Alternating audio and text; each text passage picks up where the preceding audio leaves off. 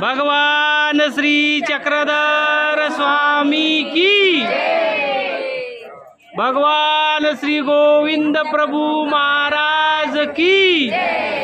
आषाढी एकादशीच्या औचित्यावर महानुभाव पंथाची काशी श्री क्षेत्र रिद्धपूर येथे मोठ्या संख्येने भाविकांनी गर्दी केली होती। प्रसाद वंदनेकरता गोविंद प्रभूंच्या दर्शनासाठी जनसागर उसळला होता। दरवर्षी आषाढी एकादशीला या ठिकाणी असलेल्या गोविंद प्रभू राजमठ, गोपीराज बाबा मठ, एकशेदेव बाबा मठ, वांदेजकर बाबा मठ, तळेगावकर बाबा मठ, भक्तराज बाबा मठ, दर्यापूरकर बाबा मठ या मठांमध्ये पवित्र आस्था प्रसादांचे वंदन करण्यास हजारो भाविक भक्त येतात।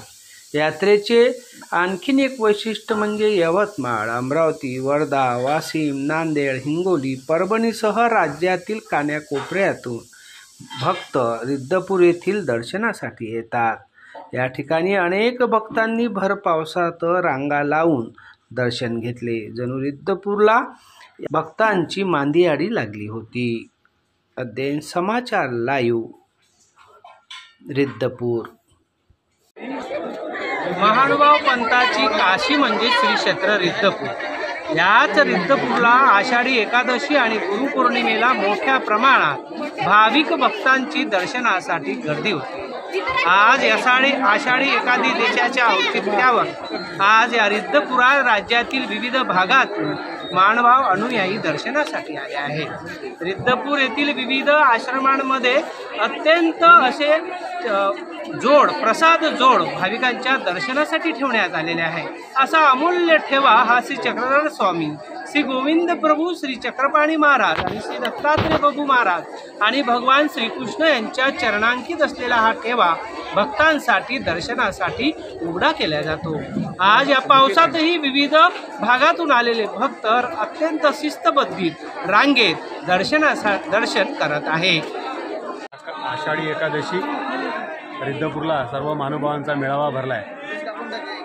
अमरावती जिल्ह्यातीलच नव्हे, संपूर्ण महाराष्ट्रातील नव्हे तर भारतभरातून आजच्या दिवशी अनेक भाविक श्री गोविंद प्रभू बाबा आणि रिद्धपुरामध्ये असलेल्या प्राचीन मठांमध्ये महानुभाव पंथीयांचा अतिशय महत्त्वाचा ठेवा आहे। प्रसादरूपी ही जी सगळी देवपूजा आहे ही वंदन करण्याकरता अखिल भारताभरातून सर्व भाविक रिद्धपूरला आजच्या दिवशी येतात। प्रणाम। आज आषाढी एकादशी आणि ही आषाढी एकादशी ज्या क्षेत्रामध्ये साजरी केली जाते ते क्षेत्र आहे महानुभावांची काशी श्री क्षेत्र रिद्धपूर। आणि या ठिकाणी वर्षातून एकदा सर्वज्ञ श्री चक्रधर स्वामी आणि सर्वज्ञ श्री गोविंद प्रभू महाराज यांच्या कृपादृष्टीने पवित्र झालेले वस्त्र खऱ्या अर्थानं आणि त्याला महानुभाव पंथामध्ये प्रसाद वंदन हा शब्द आलेला आहे। आणि या प्रसाद वंदनाच्या दृष्टीने या ठिकाणी महाराष्ट्रभरातून या रिद्धपूर क्षेत्रामध्ये प्रसाद वंदन करण्यासाठी हजारो भाविक या ठिकाणी उपस्थित असतात। ही वास्तविकता ही महानुभावांची काशी आहे। दोन्ही अवताराच्या पदस्पर्शाने पुरी झालेली ही काशी खऱ्या अर्थाने आणि या ठिकाणी येणाऱ्या भक्तांचं अंतकरण एक प्रकारे द्रवल्या जाते। नव्हे जे प्रपंचात पापरूपी कर्म होतात त्या पापरूपी कर्माच्या माध्यमातून जी सुटका त्या जीवाला व्हायला पाहिजे ती या ठिकाणी आल्यानंतर निश्चित होते। आणि म्हणून या ठिकाणी आलेल्या सर्व नामधारकाचे मी रिद्धपूर वाशियातर्फे संत महंत भिक्षुक वासनिक तपस्वी न्याया या सर्वांच्या वतीने मी त्यांना शुभकामना देतो आणि त्यांच्याकडून अशीच धर्मसेवा घडत राहू ही ईश्वरचरणी प्रार्थना करून मी माझे दंडवत प्रणाम।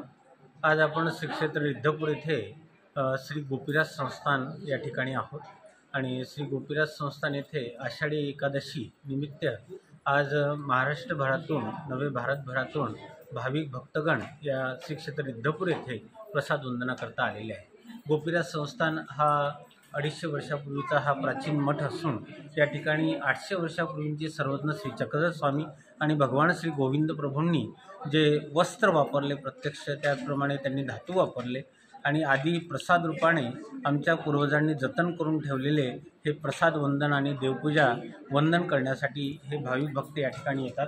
यामध्ये सर्वज्ञ श्री चक्रधर प्रभू ज्या ताटामध्ये भोजन करत होते त्या ताटाचा एक छोटासा या ठिकाणी अवशेष आपल्याला विशेष पाहायला मिळतो आहे। तो ताटाचा विशेष म्हणून म्हटलं जातं। त्या चौरंगावर झोपत होते त्या चौरंगाचं काष्ट म्हणजे लाकूड यामध्ये वंदन करण्यासाठी आपल्याला उपलब्ध आहे। श्री गोविंद प्रभू संबंधित हा अत्यंत परमपवित्र असलेला गुढा हा विशेष या ठिकाणी आहे। त्याच्यानंतर डोंबिग्राम येथील आसन छिन्नस्थळीचा हा विशेष आपल्याला या ठिकाणी दिसतो आहे। रामटेक येथील भोगराम मंदिरातली ही मूर्ती चक्रधर स्वामींची आहे। या ठिकाणी भाविक भक्त अत्यंत सश्रद्धा अंतःकरणाने या ठिकाणी येऊन त्याचा लाभ घेतात। दरवर्षी या ठिकाणी यात्रेचं स्वरूप या ठिकाणी रिद्धपूर काशी या येथे प्राप्त झालेलं असतं।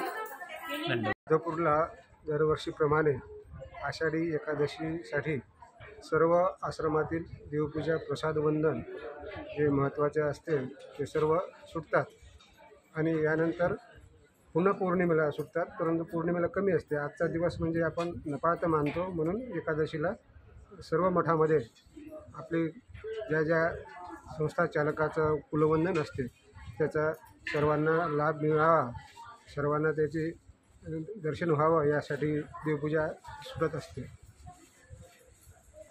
श्री क्षेत्र रिद्धपूर येथे दरवर्षी देशभरातील कानाकोपऱ्यातून महानुभाव अनुयायी या ठिकाणी दर्शनासाठी येतात। विविध आश्रमातील पीडित जात असलेले श्री चक्रधर स्वामी, श्री गोविंद प्रभू, श्री चक्रपाणी महाराज, श्री दत्तात्रय प्रभू महाराज चरणांकित विविध प्रसादांचे दर्शन घेण्यासाठी या ठिकाणी गर्दी असते।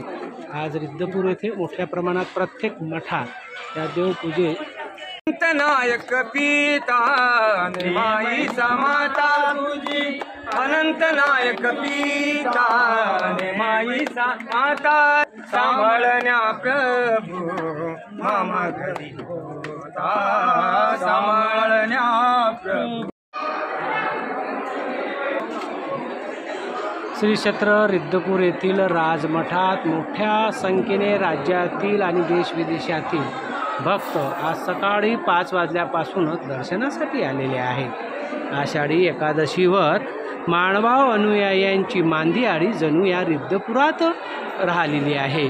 या ठिकाणी प्रसाद वंदन करण्यासाठी भाविक मोठ्या संख्येने रांगेत लागलेले आहेत। या ठिकाणी विविध आश्रमासमोर भाविकांची ही गर्दी भक्तिभावाने अत्यंत व्याकुल होऊन दर्शनासाठी रांगेत लागलेली आहे।